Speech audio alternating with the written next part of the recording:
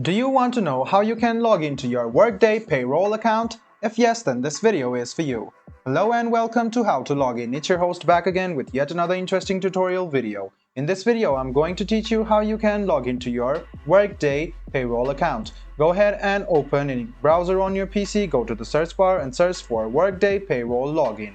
Now click on this first link which appears on your screen. It will take you to the official login portal of Workday. Go ahead and click on your profile, which is over here, and click more information. If you scroll down, you can see some of the Workday login portals. Go ahead and click on the first one. This says Workday Adaptive Planning. Go ahead and click on this one, and this is not your site. And if this is not your site, go ahead and click on the second one and you can see a separate login portal.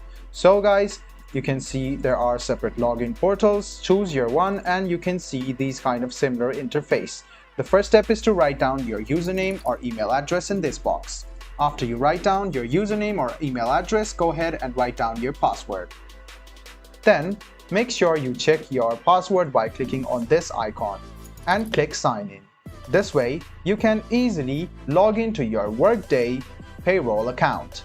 If in case you have forgotten your password and want to reset it, this is the link for you to reset your password. You can also click remember my username in this box.